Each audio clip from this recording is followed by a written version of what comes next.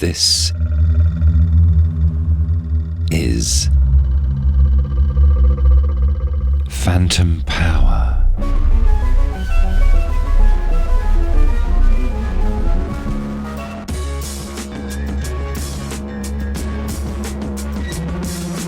Welcome to another episode of Phantom Power, a podcast about sound.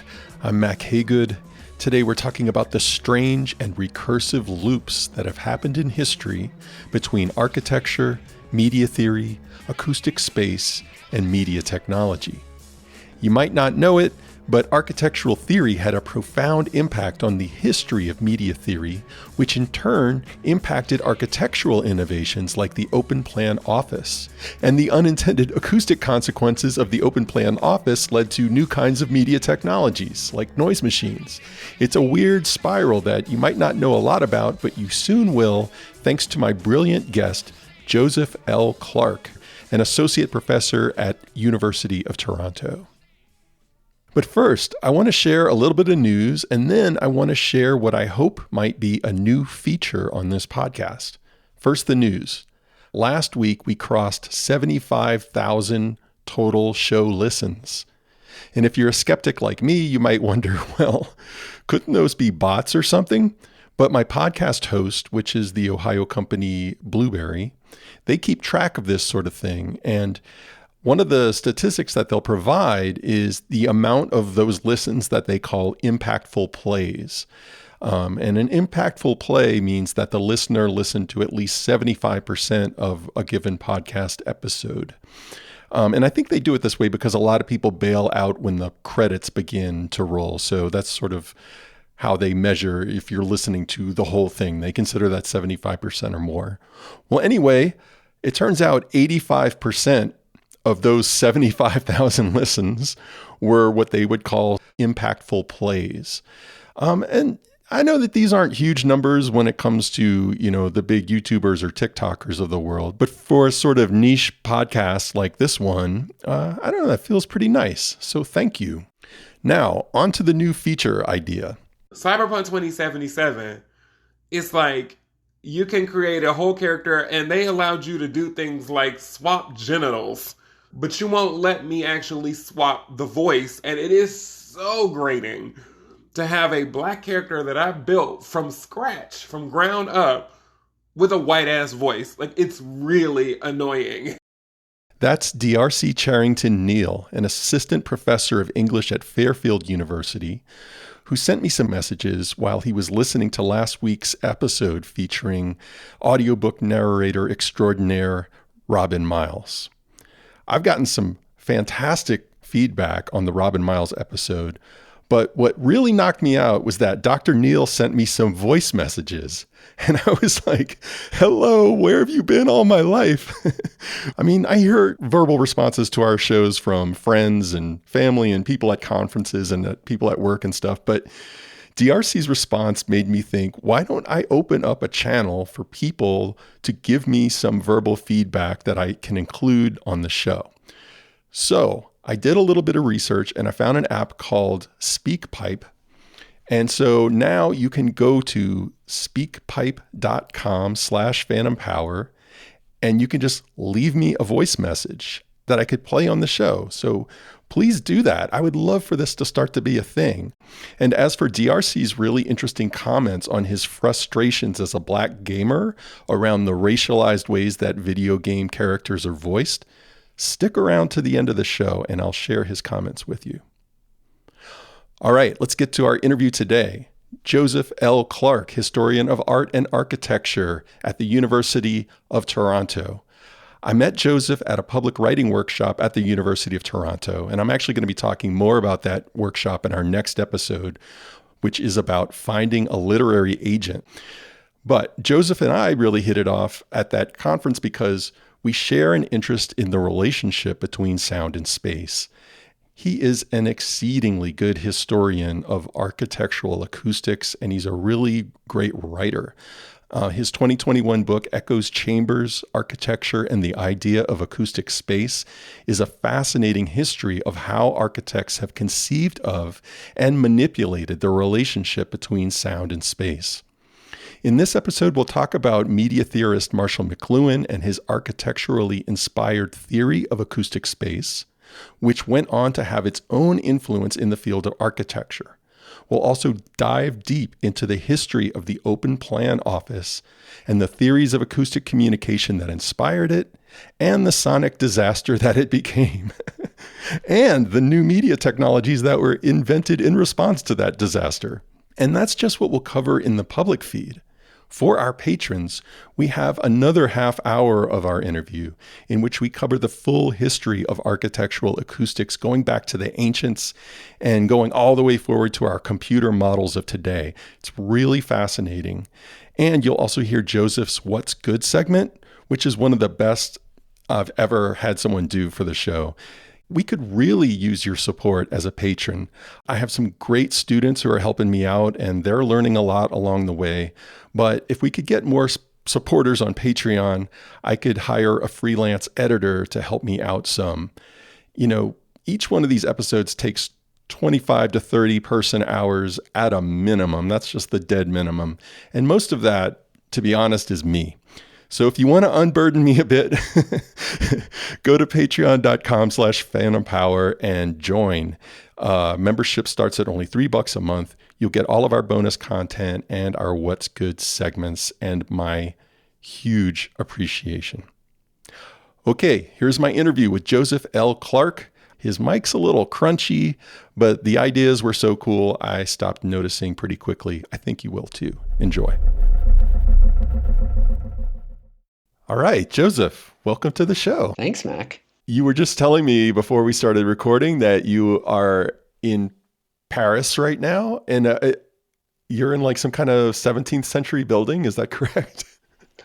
Oh, yes, the building where I'm staying, it's in the center of Paris, so it's like, all the buildings around me are kind of from the 17th, 18th, 19th centuries. So it's a somewhat primitive space, but a very charming one. That sounds amazing. You really know how to do a research leaf. What are you doing in Paris? You know, I'm following up on some of the research that I did for my book, kind of trying to my book came out a few years ago, but I'm still trying to trace down some of the loose threads. And I'm also just really interested in the conversations and the discourse around sound and space in France in relation to the conversations that we have in North America. I teach at the University of Toronto, and this was of course the home of Marshall McLuhan back in the 50s and 60s, who came up with the idea of kind of popularized the idea of acoustic space. Canada was also the home of people like R. Murray Schafer, who you did a program on the podcast. Mm-hmm. So there's a lot of interesting discussions in Canada around sound and the spatial environment. But in France also, there's a very long-standing tradition of experimental music, sound art, the musique concrète of Pierre Schaeffer in the 1940s. Still today, a lot of research in experimental music. Also, in the French academia, there's this tradition of the history of sensibilities. And I'm thinking about a writer like Alain Corbin, who's written a number of books and essays, wonderful scholarship about the history of the sense of hearing and kind of its relationship to the city, to the landscape, to the physical environment in one form or another. So there are, I think, a lot of interesting conversations to be had between the kinds of research that are going on right now in France around sound and the physical environment, and the way we think about these concepts in North America. Oh, yeah. And I absolutely want to dig into that intellectual history in North America of the idea of acoustic space, because I just think that's one really fascinating dimension of your work. But maybe before we do that, could you tell us a little bit about your background? You know, how did you get into this interest in the sonic dimension of architecture? Sure. So my background professionally is as an architect. I went to architecture school and then decided that I really was interested in the history of architecture and kind of found my way into where I currently am. I teach in a department of art history. But I think my interest in sound and space really goes back to when I was growing up. I grew up in the Midwest near Cincinnati. And I sang in choirs. I sang in a choir at school and a church choir. I was always interested in music. And when I got to architecture school, I was actually really interested in how many of my classmates also had some kind of music in their background. And it seemed to me like, I don't know, there was some part of the brain that architecture appeals to, that music also appeals to, some kind of combination of art and math. But at the same time, I realized as I went through architecture school that the way that we were taught to design buildings was almost entirely visual. And we were told to design through drawings, through images, and really didn't get a lot of guidance in thinking about the sonic environment of spaces that we were designing and inhabiting. And we all know that actually sound is an incredibly important part of the architectural environment. But somehow for architects, it's a kind of blind spot or maybe deaf spot. we don't really have a lot of tools within the kind of disciplinary framework that architects use to design the auditory environment of buildings in an intentional way. You know, a couple of things come to mind there. One, when I was just sort of going through the Rolodex in my head of architects I know, and I think all the ones I'm thinking of do play music. So that's an interesting Isn't it thing weird? there. Yeah. But I want to return to something that you raised earlier, and I want to maybe dive a little deeper into it, which is the idea of acoustic space, thinking about sound spatially. This is something that's near and dear to my heart because of my own research. And for me, I started thinking about sound spatially because of an experience I had when I lived in Taiwan many, many years ago in the early mid-90s. And I was sort of collecting these chanting Buddha machines. So these the Pure Land Buddhists would use these little transistor-like radio-looking things that would have certain kinds of mantras that could loop on these devices, and you could sort of generate karmic merit by playing these things, but also it did something to the space you were inhabiting, right? Like it made people feel peaceful, at ease, so on and so forth. And so when I was just started collecting these things because they were like fascinating to me. I'd never seen anything like this.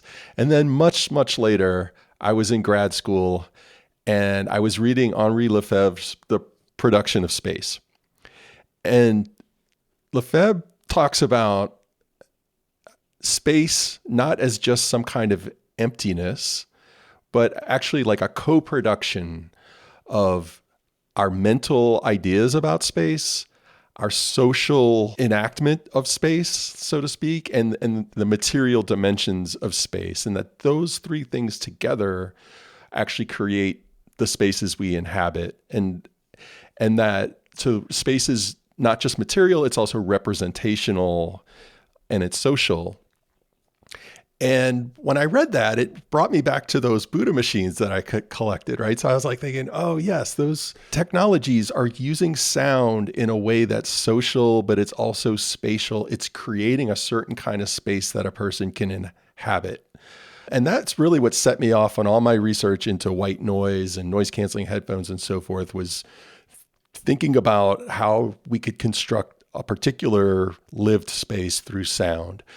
And then it was only through that interest that I learned about things like R. Murray Schafer's The Soundscape and other people who were thinking about sound spatially. And I started reading that literature. Not that there was a ton of it, but there was some stuff. What I love about your book is, the full title is Echoes, Chambers, Architecture, and the Idea of Acoustic Space. And it's giving us this cultural history of the idea of acoustic space.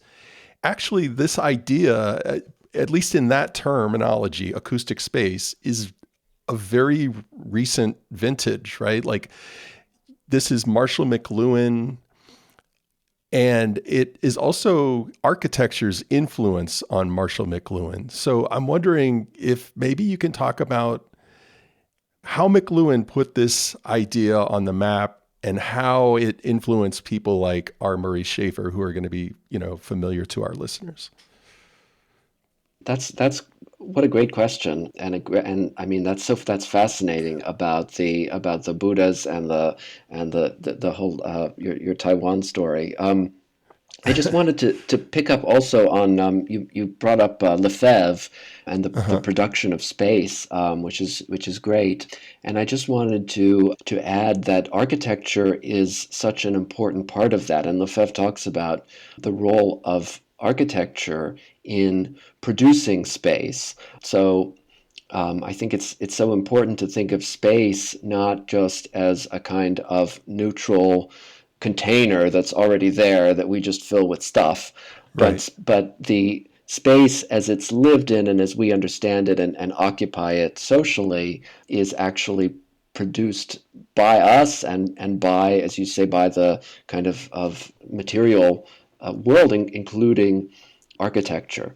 And the role of architecture in articulating space and thereby we might say creating space as a phenomenal reality is one that has been much discussed by architects for many, many years. There was a German architectural theorist named August Schmarzow at the end of the 19th century who made this argument that the ultimate function, the kind of highest function of architecture, was the creation of space.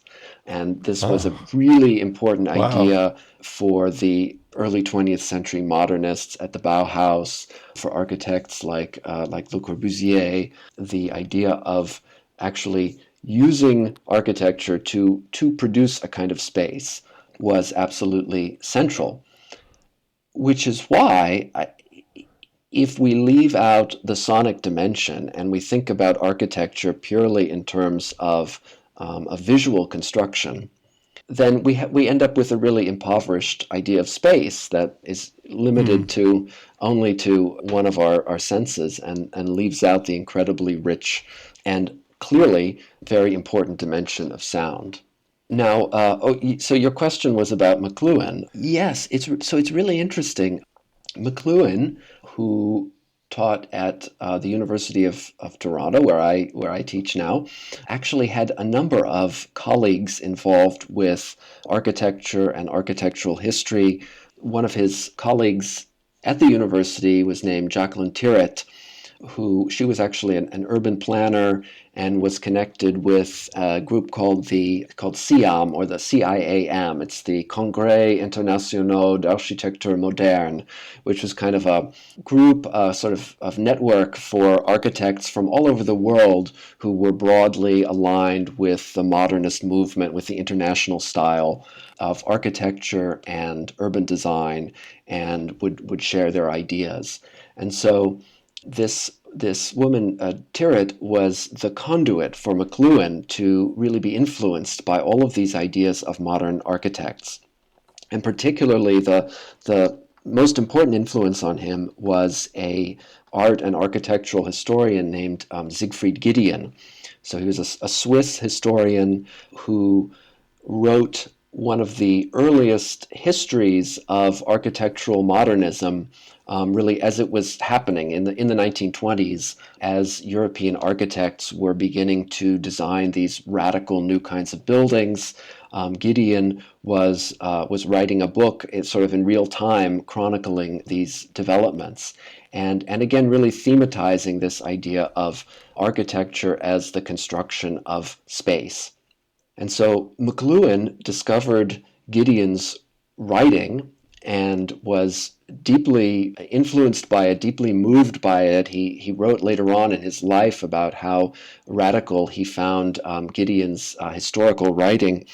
He invited Gideon to come. He came to Toronto and participated in McLuhan's seminar on culture and communication. And this was the context where the phrase acoustic space was born. It wasn't, McLuhan wasn't actually the first person to use this term. You can find earlier examples back in the 19th century of people using the words acoustic space. But really, it was McLuhan who seized on this expression and said, yes, this is the key to putting together all of my ideas about media and sound and literature and space, this kind of physical environment. And so he took up this phrase acoustic space and began to repeat it over and over again in his writings in the late 50s and in the 1960s. It comes up over and over again. What did he mean by it? He never really defines it, or at least he never sticks to a single consistent definition of it. Never. So McLuhan, as anybody who's read Marshall McLuhan knows, he's an absolutely inspiring writer. It's a lot of fun to read his writing. But when you actually try to pin down what is he really saying, what is actually the argument, so you can test it and see whether or not it makes sense, he's actually very slippery. And yes, he's much better, I think, for kind of sparking an idea, and it's incredibly rich and creative way of writing that is not really easy to pin down to a specific definition.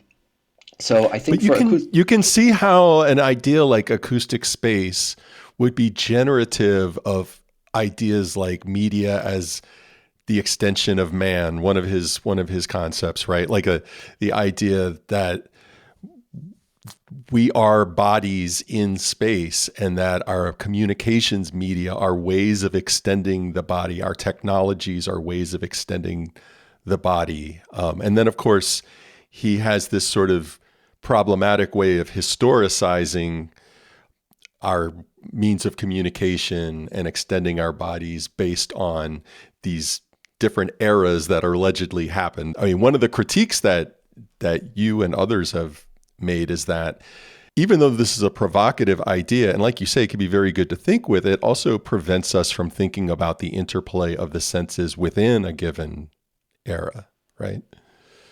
And that interplay is often the most interesting thing. Yeah, McLuhan is both a wonderful writer and also a frustrating one at times. Sometimes I read McLuhan and I think, well, he's almost exactly right, but not quite. And sometimes actually I think his historical framework is useful. It's useful that he made that argument, because at the time he made it, nobody had put forward anything like that before, and he was incredibly perceptive in picking up on some of these historical changes. But that argument having been made and set out, then we can come along and see that, in fact, it needs a considerable amount of refinement, let's say, in order to account for all of the actually more interesting overlaps and ambiguities and the ways that these things come into a more interesting kind of dialogue. And in some ways, I think McLuhan himself was really interested in those kinds of ambiguities as well. And the very phrase acoustic space, one reason why McLuhan's phrase acoustic space is interesting to me is because it combines two words which might have been thought to not have so much to do with one another. There's an older intellectual tradition which I guess we could trace back to Hegel, that or even considerably earlier, that music is an art of time, and visual arts in which architecture is grouped has to do with space. And so when we talk about sound, we should really be focusing on the temporal dimension as opposed to the spatial. So the phrase acoustic space is immediately interesting because it refutes this whole presupposition and suggests that, in fact, sound does occupy space and can articulate and even in a way construct a certain kind of space. And clearly that was part of the appeal for McLuhan. So in a way, I think, although we can point to some of the limitations of McLuhan's historical categories, I'm sure he too would be the first to acknowledge that that way of thinking can be too limiting. Yeah, and it's so in keeping with his idea that the medium is the message, that the media technologies that were available at that time, I think, just make the notion of acoustic space more available to the mind, right? Like I like my story about Taiwan, I kind of came to this sensibility about acoustic space through my exposure to, the Walkman and to this Buddha machine creating this certain kind of spatial, like I heard it sound, and I started wandering through some alleys to try to track down where this sound was coming from, right? Like it was a very spatial experience. And there's something about the way we inhabit a world of mediated sound that makes the sensibility of acoustic space just readily available to us in ways that perhaps it really wasn't in earlier eras. Yes, or in different ways. It maybe have been available in different ways in other eras. As you're describing this vignette from Taiwan, I'm sitting here in Paris, and it was exactly 6 p.m. and so as you were speaking, you probably couldn't hear it on the recording, but a church bell just down the street started ringing. And anybody who's spent time in one of these old European cities knows that when the church bells start going, they can actually be incredibly loud when you're up close to them. And then the way the sound of the bells reverberates down a narrow street of stone buildings can be extremely intense and a very spatial experience of sound. And then if another church bell a few blocks away also starts going, and you can almost hear the distance between the two structures. Yes, the idea that acoustic space is in some ways a product of our media environment is absolutely true, and we have to remember that people who lived 300 years ago or however many years ago had their own kind of media environment that had its own acoustic properties that may be somewhat foreign to us today.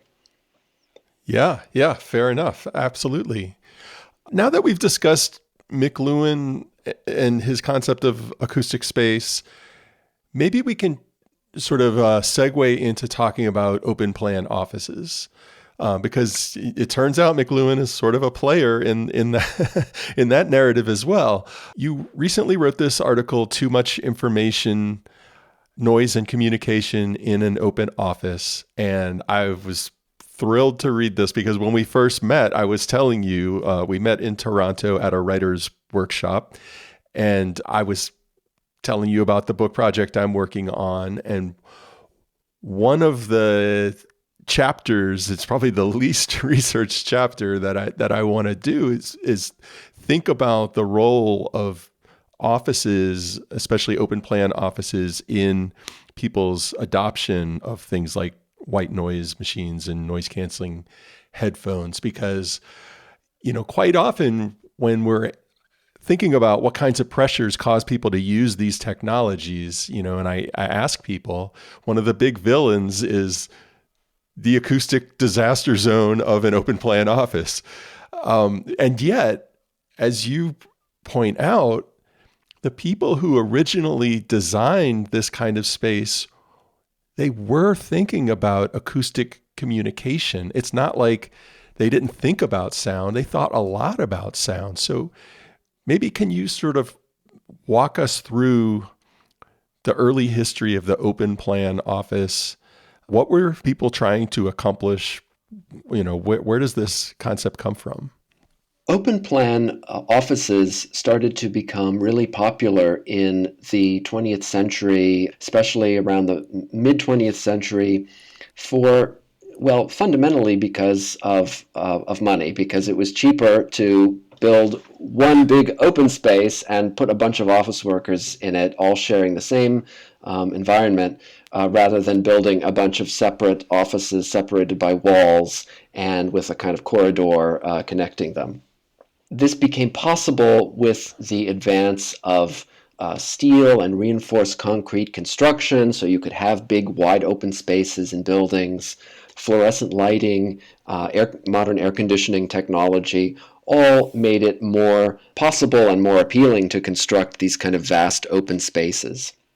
But beyond the simple budgetary rationale that it was cheaper, there was also an argument that people could work better, especially in the kinds of knowledge professions where people needed to communicate with one another as part of their jobs, that it was better to do it in a big open space because it allowed for the kind of free flow of ideas. Coworkers could just talk to each other directly rather than always having to walk down the hall and see if somebody else knock on the door and see if they were in their office.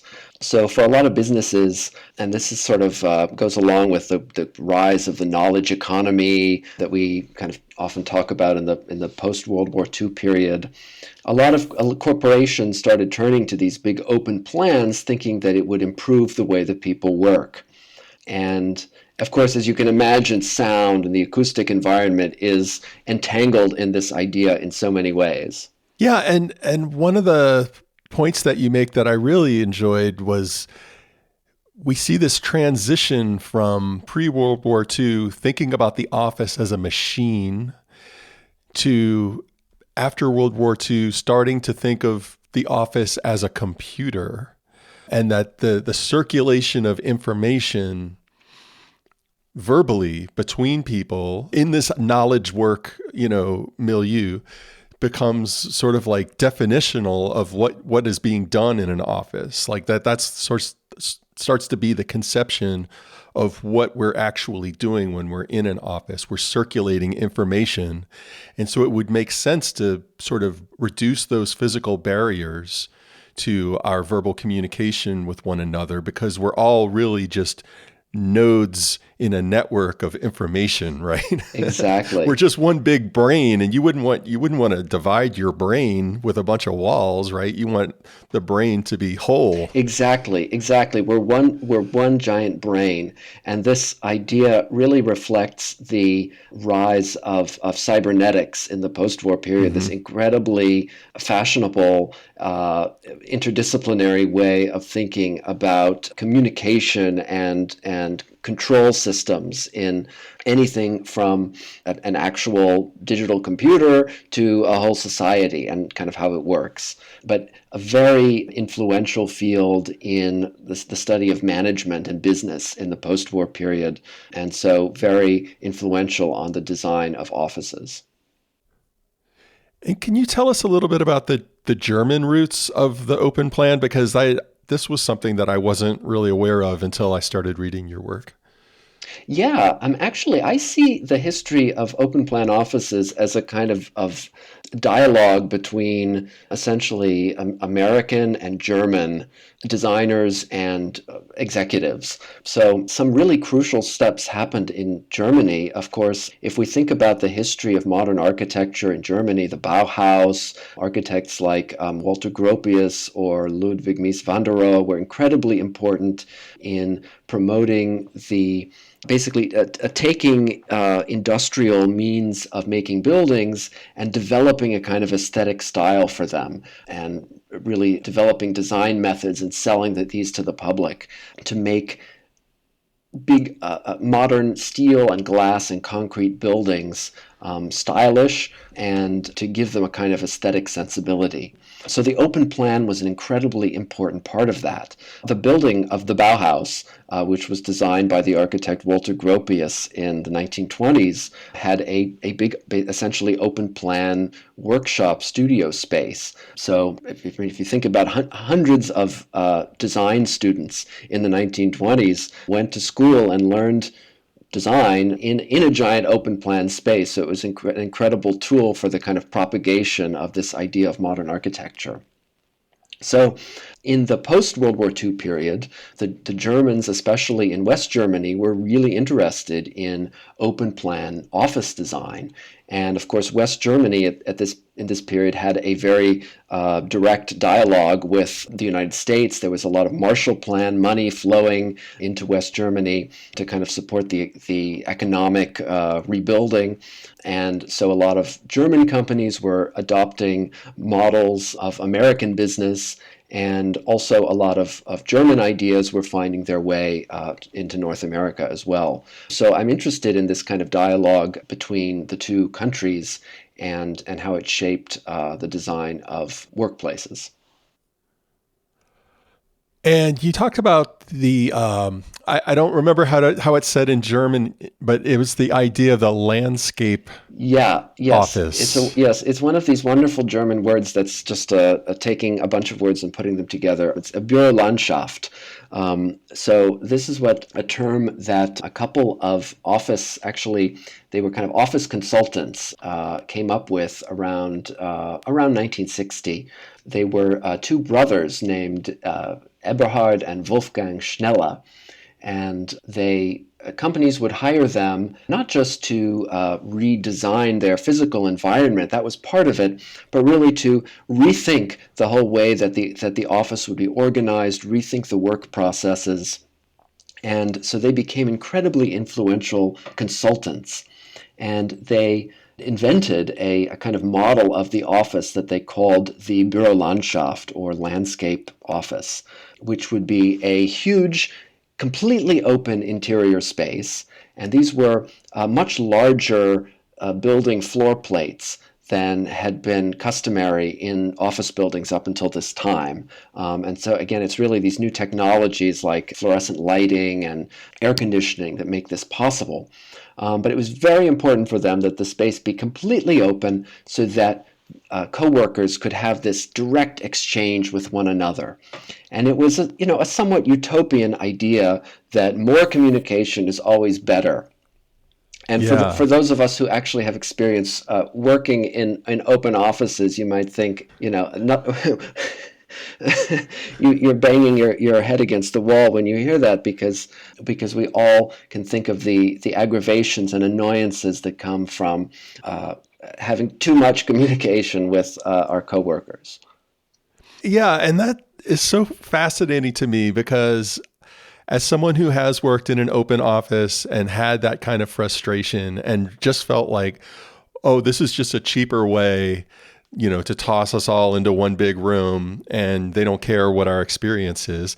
It was fascinating for me to learn about how these Schneller brothers were really thinking that this kind of cybernetic approach to the office would actually flatten the hierarchies of the office, and that it was actually this kind of liberatory idea that you would have this, agile workforce where workers had more autonomy and could collaborate and work in teams and all of this very familiar type stuff today, that it was a really kind of a democratic way of thinking about the office. Which is so different from the lived experience of being a worker drone in an open plan office. It's just kind of fascinating to me. Yeah, in studying this history, I just go back and forth between seeing their ideas as incredibly altruistic and incredibly dystopian. And somehow these two things coexist at the exact same time. But at the time, in the 1960s, this was seen as an incredibly progressive and democratic way of making offices. In some of these new corporate headquarters that they designed. Even the executives, even the CEOs wouldn't necessarily spend all their time in a private office, but sometimes would actually be out there in the open space along with their employees. So it was meant to kind of reduce some of the hierarchies and to reduce some of the gender hierarchies as well. So people would have thought of, the women are the secretaries or the typists, and they're in the open spaces, and then the men have private offices. And so breaking down some of these hierarchies was seen as an incredibly progressive development. But it also brought its share of acoustic frustrations, because now you could hear everything going on around you. Yeah, and this was really interesting to me because it's, one of those sad cases of unintended consequences. And this model of communication that, cybernetics has, things like Claude Shannon's 1948 essay, A Mathematical Theory of Communication, right? Where you're trying to maximize the signal and minimize the noise to enhance communication. Theories like this could sort of have unintended consequences when it came to architectural acoustics, because people were sort of trying to apply that kind of theory, and the way that they tended to do it was to think about echoes and reflections of sound, things that muddied the sound, as being the noise that you wanted to reduce so that you can get a nice clear signal. And this is what we do with recording studios and audiophile listening rooms, is we deaden the space so that we can hear the signal more clearly. But in an open plan office, that can actually be counterproductive. Can you maybe talk a little bit about that? Sure. We all know how distracting it can be when you're trying to read or write or concentrate, to hear the sound. For example, let's say you have a coworker who's talking on the phone, and you're hearing one side of the phone conversation, and I mean it can be the most annoying thing in the world, right? So there was a great effort. There was a real push around the mid-20th century to make offices quieter and eliminate noise. And this is how it was conceptualized. And architects had a kind of repertoire of techniques for doing that, because a lot of their experiences with acoustics were in buildings like concert halls and theaters and spaces where you actually did want to eliminate extraneous noises, so that the only thing you could hear was the performance that you were there to listen to. The problem is that they found that in offices, the quieter they made them, the more people complained about noise. And that it seemed counterintuitive, but actually, if anybody who's like me, who sometimes likes to work in Starbucks or work in a coffee shop or a place where there's a little bit of background kind of hum of people coming and going and talking, will recognize that this kind of background noise can sometimes actually be very conducive to work, among other things, because it has a masking effect. So the problem of distracting sound is not actually noise per se. If you define noise as an unintelligible sound, that unintelligible sound could be good, because the problem is the intelligible sound. The problem is when you can hear noises that you recognize, and this is the thing that really interferes with your concentration. So there seems to have been a kind of paradigm shift around the 1960s in thinking about noise, and moving away from that earlier paradigm of noise reduction and just wanting to quiet everything, and instead actually embracing noise, at least in limited amounts, and always in carefully controlled ways, but for its masking abilities. Yeah, and this is as you say, in this 1960s period, it's interesting because we go from lionizing the transmission of information in this kind of cybernetic model to starting to worry about something called information overload, right? Where people start to worry, wait a minute, maybe there's too much communication, maybe there's too much information. And it's interesting that information overload, as you mentioned, used to be kind of something that scientists worried about, like keeping up with the literature, which I think any of us can relate to as scholars, right? That form of information overload. But it kind of came into common parlance as just a way to think about this bombardment of media. And McLuhan seemed to have an idea, and again, this is something I was not familiar with until I read your work, that maybe architecture could be a means of helping us, I don't know, mold us in such a way that we could handle the amount of information that we're downloading at any given moment? Yeah, no, it's really interesting how McLuhan fits in with the kind of anxiety about information overload. And McLuhan also writes about kind of the new, all of the new media technologies and challenging kind of our sensory balance and getting our senses out of balance in some way. And so his argument was that humans needed to find ways of adapting to this new media environment, these new kinds of communication, and architecture was one among many means of facilitating that adaptation. So he actually wrote a number of articles for architectural journals and magazines. He wrote an article in the magazine Canadian Architect, arguing that architects needed to be very aware of all of these changes in communication technology and media,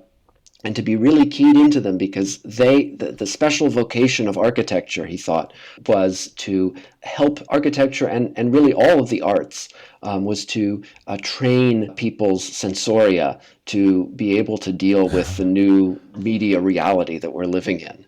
And I think information overload was very much part of that, and certainly a way of thinking through that experience of being in a big open plan office where you can hear fragments of people's conversations and phone calls and all kinds of sounds of business going on around you. And you have to find a way psychologically of somehow dealing with that and insulating yourself from that. And this idea of sonic masking became really important and really comes to the foreground in this period. And actually, your own work, Mack, on the history of white noise and the rise of the kind of personal use of white noise machines is also contemporaneous with this, and I think very much in dialogue with it. And as someone who uses a Marpack to sleep, and I can't sleep without some kind of white noise, I completely identify with this technology and with the necessity of having some kind of masking to be able to just deal with this overload of sound. Yeah. I mean, in my book, Hush, I talk about how the invention of the sort of sound conditioner, as they called it at Marpack, was invented basically for domestic use and for helping people sleep. But they found that so many people were bringing these into the office that people were dissatisfied with the branding. There was a little badge on the top of the machine that said Sleepmate, and people didn't feel like that was professional enough. So they created a second brand. It was the absolutely identical technology, but they called it the Sound Screen, so that you wouldn't have to be embarrassed about having a sleepmate in your office. And and so these became, part of, we might say, the tactics of people who inhabited the open plan office to mitigate the noise problem. But what your work speaks to, and what I'm so excited about learning more on, is there were also these more centralized approaches to using noise to mitigate the noise problem. And so this is where we get into Herman Miller and the Action Office. Maybe you could talk a little bit about that. Absolutely. Herman Miller, the furniture company, is incredibly important in this story. Herman Miller created the line of office furniture that they call it the Action Office, that is often seen as the forerunner of the modern cubicle.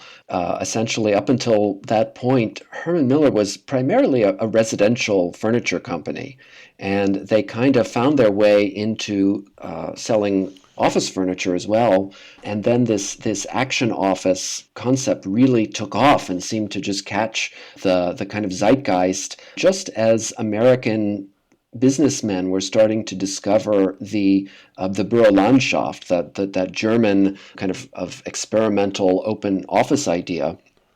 Herman Miller comes along and offers a whole line of furniture, so desks, shelving units, partitions, that is perfectly designed to furnish a large open office space like this. And it was this kind of off-the-shelf product. You could buy it and configure your own landscape-style office. So these products and these office designs really took off in the US. And of course, this exactly coincided with the anxiety around information overload. And so very quickly, Herman Miller and one of their chief designers, Robert Probst, who was an inventor who worked at Herman Miller and was kind of trying to think through a lot of these problems, they realized that they had to do something about acoustics. And so they actually, Herman Miller released its own white noise generator. It was called the Action Office Acoustic Conditioner. And so it was this little object that could be adjusted and tuned. You could change the frequency of the sound and adjust some other sound qualities to be able to mask sound of any particular type that you might encounter throughout the office. So for example, if you needed to mask the sound of somebody on a typewriter, you could set the frequency for that. If it was problem was more people talking, you could adjust it. And as time went on and as they continued to sell their Action Office line, more and more the advice that they were giving companies for how to configure their offices was designed around or was organized around mitigating these kind of acoustic problems. And so they would even encourage companies to lay out the workers in the office based on the sound levels that they would produce. And so, for example, where in an earlier open office, you would cluster all of the typists into one typing pool, and then you would have the people who needed more a quieter environment, you would sort of segregate them. Now, the advice was actually the opposite, that instead you should distribute the typists evenly throughout the office, so that their typing would just create a kind of low-level background noise that would mask other kinds of noise and then would allow people to concentrate. So it's interesting the way you can actually trace this history of thinking about sound and noise and acoustics in the evolving office layouts over the decades. Yeah, that's just fascinating that we're still using the same kind of space, but it becomes all about how do we use noise to limit the amount of information that can travel through this space. It's and the principles of masking. One question that I have, this idea of the electro. First of all, do you know, does the Herman Miller device, was it also electromechanical or was it electronic? Was it playing a recording, or did it have a fan on the inside like the Marpac device? I don't know. Yeah, that's one thing that I want to dig into. And also, I'm really interested in sort of tracing the patents around that machine, because I feel like even though there were experiments going on with somebody like Leo Beranek at MIT on the principles of masking since World War II, I still kind of feel like Marpac got there first in terms of a product and I'm a little surprised how that got such a big uptake in the office world, and Marpak never profited from that. And so I just don't know if they missed an opportunity for a lawsuit, or if It sure sounds or like if it, doesn't it? yeah, I don't know. That's a great question, and I think that it would be really fascinating to dig in and research that. I just wanted to mention a funny story while we're on the subject. So one reason why these acoustic masking concerns really started to become intense in the 1970s in open offices is actually because of the improvement of air conditioning and ventilation technology. So HVAC, as we call it in architecture, heating, ventilating, and air conditioning systems were becoming quieter, and where before you would be sitting and you would always hear this kind of hum of the fan running, blowing air. They became much quieter, and this was another case of it's sort of marketed as an improvement. Oh, the system's much quieter, but for people working in offices, it actually made things worse, because suddenly now you, instead of that nice just steady hum, you could hear everything going on around you. And so this was one of the catalysts actually for introducing artificial white noise systems in offices to replace that lost air conditioning sound. But for many office workers, they still had the association in their mind. They thought this sound was coming from the air conditioner.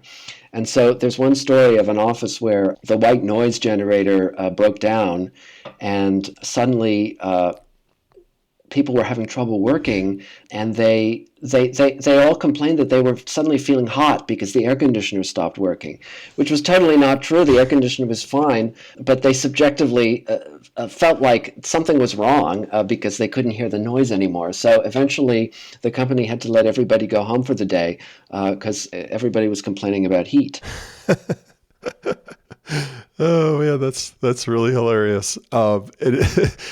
It speaks to that, Marpak got the term that they use, the sound conditioner, from air conditioning. Like that they were very familiar with that sort of sound of the air conditioner. And in fact, the story goes that they came up with the idea for the sound conditioner when the owners, the couple named the Buckwalters, were at a roadside motel, and the air conditioner broke down, and suddenly they could hear the noise coming from the room next door, and that they were kept awake all night because the air conditioner broke. So that's where they got the concept. That's such a great story. I love that. Yeah.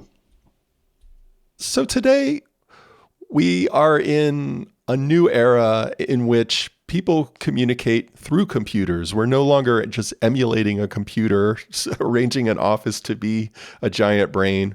We're all, synapses on the web, so to speak. And so how has that affected the contemporary office? Obviously we're in a post-COVID moment where people are wondering if office space is still even necessary.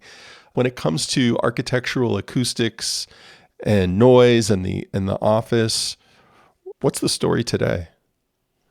It's a good question, and I can't provide a very satisfying answer because I'm a historian, so I deal with the past and not the future, and not really even the present. But I can say that computers started, or desktop computers really started to proliferate in offices in the 1980s, and they really did have a profound effect on the way offices were designed. So this is sort of when the Bürolandschaft, landscape office idea really begins to decline.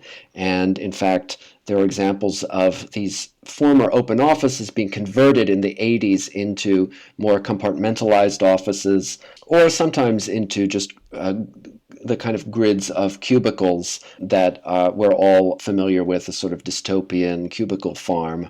So it seems to me that with the introduction of networked desktop computers, this earlier metaphor, like you were saying, of the office as a giant brain, in a way doesn't make sense anymore, because now the communication nodes are computers rather than ourselves physically present together in a giant open workspace. Of course, that doesn't mean that open offices have gone away, and at least up until the onset of the pandemic, were still quite popular. But some of that kind of utopian idea that an open office will improve communication, will make it possible for the kind of ideas and knowledge to flow freely between coworkers, seems to have lost some of its persuasive power. As far as the future and of offices after the pandemic, it's really hard to say. Of course, it's true that computer platforms like Zoom or Teams or some of these other systems are really trying to, they're doing their best to give physical offices a run for their money, and the dream is that online platforms would be able to just completely replace physical spaces where coworkers would gather together and work together. For me, as somebody trained in architecture, I hope that doesn't happen. I would still make the argument in favor of the office, although the history of office design certainly has its share of kind of dystopian examples.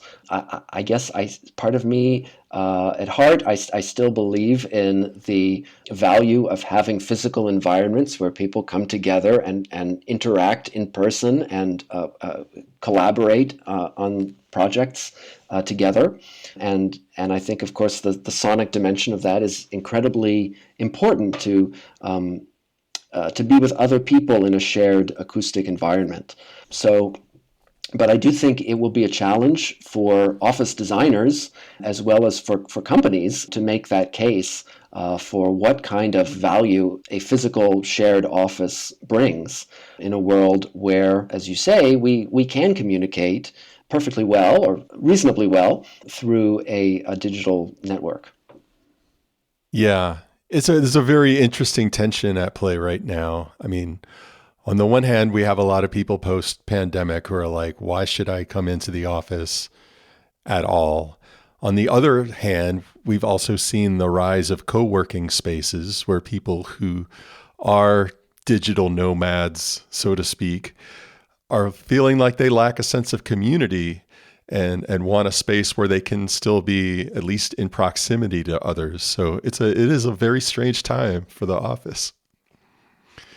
Well, thank you so much for talking to me about all this. I've really been, over the past year, getting to know you and your work has been just a professional highlight for me, because I think we have a lot of interests in common, and I really appreciate the rigor that you've brought to your research on this interplay between sound and architecture. Well, the feeling is really mutual, Mac. Your work has been incredibly important and inspiring for me, and I've really enjoyed the chance to talk to you today. All right. Well, thank you so much. Joseph L. Clarke. Smart guy, right? I really enjoyed that. If you want to hear more from Joseph L. Clarke, remember, you can sign up for our Patreon, patreon.com/phantompower. And you can hear a bonus episode with 30 more minutes talking about the history of acoustics in architecture. All right, it's time for I don't even know what we're going to call this. Do we call it the voicemail bag? I don't know. But I do want to let you listen to the comments of DRC Charrington Neal. And he had some really interesting comments about the Robin Miles episode. Lots of folks in person have come up to me and said how much they enjoyed this episode. In particular, the box of shoes metaphor that Robin used to talk about vocal representation and who gets to represent whom. A lot of people thought that was a really productive metaphor, as did I. Clearly, she's given these things a lot of thought. And DRC has given a lot of thought to vocal representation when it comes to the video game industry. So let's hear what he has to say. It just annoys me in particular with the games that allow you to create characters. Cyberpunk 2077, it's like you can create a whole character, and they allowed you to do things like swap genitals. and the size. So I can do things like swap genitals and hairstyles and colors, but you won't let me actually swap the voice of V, which is the constantly voiced character that you get throughout as your character is supposed to be. And it is so grating to have a black character that I built from scratch, from ground up, with a white ass voice. Like, it's really annoying. And it's like, that Cyberpunk is particularly egregious because the developers went so far as to, the game was built in Poland. So they went and hired a separate Polish voice actor to make sure that the Polish inflections were in there. So you can do this for Poland, but you won't do this for us? And the way I look at it is, the answer to this is quite simple. After the script is written and after you have everything done, hire a white person to read all the lines, a Latino person to read all the lines, and an Asian person to read all the lines, and a black person to read all the lines. Period. So just in case people decide they want a different taste, they can get it. It's so frustrating. And I have so few examples to share with my class of actual voice actors that are doing actual black characters that it's really annoying. The other example, of course, is Barrett Wallace in the new Final Fantasy, who is thankfully voiced by a black dude, but I still have massive issues with the way that they voiced him because he's basically just a buffoon version of the 1997 version that did nothing but ghetto epithets every 3 seconds. What's annoying is that people don't even think about the way that black people would respond to certain issues. This is why it's important to have black people reading the script in a particular kind of way. You know, if I'm playing a video game and you see something pop off, you know, if I'm playing Mass Effect, I really need for my character to be like, oh, hell no. Like, that's exactly what we need to get. That's the feeling. That's the flavor. Because as a black person, you see aliens popping up the screen, you're not going to be like, oh, let's go do this. Or you guys fall back. No, that's not how we do it. No, wrong. And it's just kind of like, you know, I don't care that, like, so the best example that I can think of in recent memory that does this really great is a video game called Deathloop. And they had this black dude named Cole, and it was so great. Like, it was a first-person shooter, and you played as Colt, and just the way that he was responding, I mean, literally the reason it's called Deathloop is because you're looping in on yourself, and he sees versions of himself, and the first time he comes across himself, they get into a black-ass argument, and it was so good. It was so good. I was hollering, because I was like, whoever wrote this knew what they were talking about. Clearly, they did their homework. But that's so rare. It's so rare. The litany of video games has all these white people talking all the time, and we can't ever get anything. The industry is missing out because it's so rich. There's such a wealth of entertainment and expression that we can bring to video games that they don't even bother with. And it's really frustrating. Because you want me to continue to live in this and you claim it's immersion and immersive. I don't feel immersed. So what am I supposed to do? Thanks for those comments, DRC. And if you want to leave your comments with us, remember the new URL to do so is speakpipe.com/phantompower. I'd love to hear from you. If you have any questions, show ideas, comments on previous episodes. It doesn't even have to be the last episode. It could be, I don't know, anything this past season really would be fair game as far as I'm concerned. I'd love to hear your comments.